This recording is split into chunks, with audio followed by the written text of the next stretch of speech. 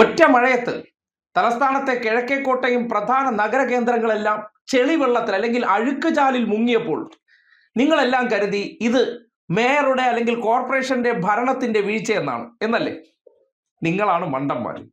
അതായത് ഇത് കോർപ്പറേഷന്റെ ഒരു പുതിയ പദ്ധതിയാണ്.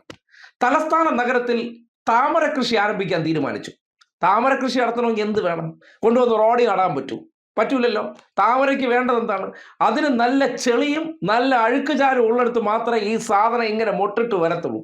അത് മൊട്ടിട്ട് വളർത്താൻ വേണ്ടിയാണ് നഗരത്തിൽ നോക്കിയേ, കിഴക്കേക്കോട്ട ഉൾപ്പെടെയുള്ള പ്രദേശത്താണെങ്കിൽ നല്ല, പ്രത്യേകിച്ച് പപ്പനാവന്റെ അമ്പലം ഇരിപ്പുണ്ട്, അവിടെ മുഴുവൻ അങ്ങ് താമര കൃഷി നടത്തി എങ്ങനെയിരിക്കും? ഗംഭീരമായിരിക്കില്ലേ? നഗരത്തിന്റെ ലുക്ക് മാറില്ലേ? അങ്ങനെ താമര കൃഷിക്ക് വേണ്ടി നില ഒഴുകുന്ന പരിപാടിയാണ് ഇന്നലെ കണ്ടത് എന്നാണ് ഇപ്പോൾ BJP കേന്ദ്രങ്ങളിൽ നിന്ന് മനസ്സിലാക്കാൻ കഴിഞ്ഞത്. അതുകൊണ്ട് ആ പദ്ധതിയെക്കുറിച്ച് അറിയാതെ നിങ്ങളൊക്കെ മണ്ടന്മാർ തന്നെയല്ലോ. BJPയുടെ ഈ വികസന കാഴ്ചപ്പാടിനെ കുറിച്ച് മനസ്സിലാക്കാതെ ഈ ബ്ലൂ പ്രിന്റ് വികസനം ഒന്ന് ആലോചിച്ച് നോക്കിയേ.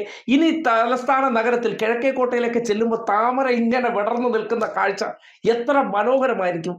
നഗരത്തിന്റെ ലുക്കേ മാറില്ലേ?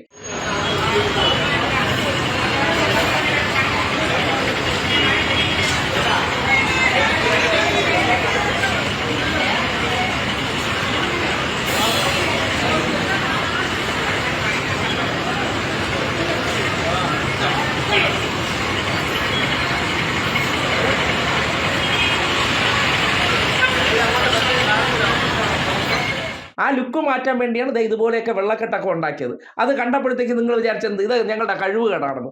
ഞങ്ങളുടെ കഴിവ് കാണാതിരിക്കുന്നതേ ഉള്ളൂ. വരും കാലങ്ങളിൽ ഇനി തലസ്ഥാനത്ത് എത്തുമ്പോൾ നിങ്ങൾ റോഡിൽ താമര വിരിഞ്ഞു നിൽക്കുന്നതിനെ കുറിച്ച് ആലോചിച്ച് നോക്കിയാണ്. അങ്ങനെ നിങ്ങൾക്ക് വിദേശ രാജ്യത്ത് പോയാൽ കാണാൻ പറ്റുമോ? അതാണ് ഞങ്ങൾ ഉദ്ദേശിക്കുന്ന വികസനം. ആ വികസനം നടപ്പിലാക്കാനുള്ള ഒരു ബ്ലൂ പ്രിന്റ് ഇറക്കിയതാണ്. ആ ബ്ലൂ പ്രിന്റ് ഇറക്കിയ സന്ദർഭത്തിലാണ് യവന്മാരെല്ലാം കൂടി കിടന്ന് ഇവിടെ കൊണ ആക്കുന്നതെന്നാണ് മേയർ സംഘവും പറയുന്നത്.